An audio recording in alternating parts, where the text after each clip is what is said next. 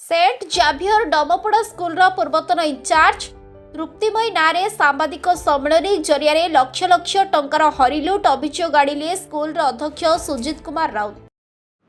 Saint Xavier high school Dampada director आज press meet डाकिबार मुख्य कारण स्कूल गोटे बड़ धरण गोटे अघटन घटी जाइए। अघटन कौन ना दीर्घ वर्ष हम तृप्तिमयी जेमा नामक व्यक्ति जे कि घर ओनर बहु से अकाउंट्स विथ स्कूल इंचार्ज से थिले। वर्तमान 2025 मार्च मास्टर मु स्कूल आसी नथिली, मोर पर्सनल काम थिला प्लस मोर देह भी खराब थिला, जोटा कि जुलाई मास रे मु आसिली तांको हिसाब मागिथिली। से कहिथिले मते किछि दिन पर हिसाब करी क्लियर करी देबे, जहा कि मोर ऑडिट की जिबा कथा। अगस्ट मास गला देलेनी, सेप्टेम्बर मास रे आगे मुझे तले आसी पचारली मो सहित तांको ससुरंकर तांको सहित आसी झगड़ा कले। तापर मु गोटे अक्टोबर 20 तारिख दिन शोकज नोटिस करथिली। शोकज नोटिस करिया परे तांको ससुर बहु दुई जन जाक आसी एठे विभिन्न प्रकार कथा कहले कहले ठीक अच्छे आम आसिक हिसाब देदेबू, जोटा कि एक मासर समय मागिथिले आम स्टाफ मानक उपस्थित रे। मोर किछि व्यक्तिगत काम थिबारु मु दिल्ली जाइथिली नवेम्बर मासरे। मु तांको कहिथिली जे गोटे मास भितर हिसाब क्लियर करंतु आ मु दिल्ली आसिला परे आमे ऑडिट की फाइल पठेबा, जोटा कि दिल्ली मु आसिला बेलू मते जनवरी मास हो गला। मु आसीबा पूर्वरु से कौन करिसेंती स्कूल कोनोसी हिसाब नाही, कोनोसी रेकर्ड नाही, सब नेकी पळे जाइसेंती। स्कूल इवेन कि गोटे आज्ञा बहुत बड़ टीवी थिला, गैस किछि हमर रोसे उपकरण ताकू भी आज्ञा से नेकी पळे जाइसेंती। मते एटू कि स्टाफ फोन कले कहले सर तृप्ति मैडम आसुनांती, जोटा कि मु तृप्ति मैडम को फोन कली से मोर कोनोसी फोन रिसीव कले नहीं कि कोनोसी रिप्लाई भी मते देले नहीं।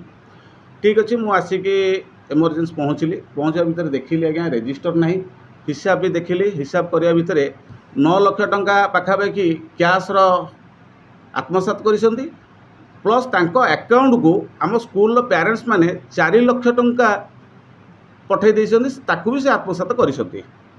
आउ किछि उपकरण जहाँ कि आनुमानिक 2 लाख टंका ऊपर हम एमती हिसाब कले आगे 16 लाख टंका पाखापाखि बर्तमान स्कूल लॉस रे अच्छी।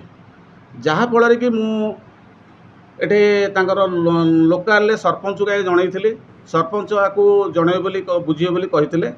सरपंच बुझे कौन से जाकि थाना गोटे आलिगेसन करते, जोटा कि थाना यार समाधान हो पार नाला। आ सरपंच भी एथरू ओहरी जाइए।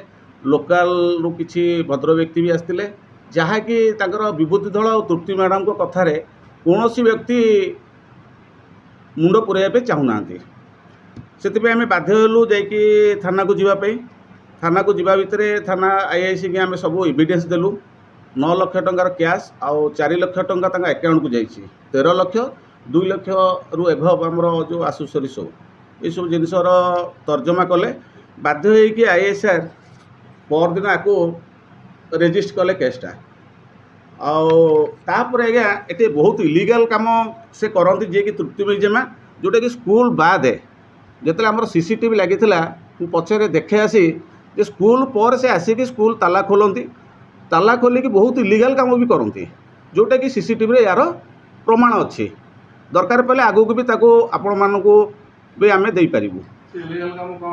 इलीगल काम स्कूल आज्ञा बंद है पर स्कूल को आसती किसी आसेसरीज विभिन्न प्रकार जिनपतर तांकर घर टाइप से यूज करते। आमर स्कूल आज्ञा स्कूल टाइम रे पेरेंट्स आसीपारे, पब्लिक आसीपारे, समस्ते आसीपारे, कि स्कूल आउटसाइड टाइम रे जदि कौन व्यक्ति ये आसती आम आज्ञा कौन रेस्पॉन्ड कौन रिप्लाई देवा आवश्यकता नहीं, कहीं आम स्कूल आवर नुह। कि स्कूल आवर पर किसी व्यक्ति आसवे, तुम आसिक मन इच्छा घर ये जिनस नहीं जीव, तार प्रमाण आज्ञा अच्छी मो पाखे।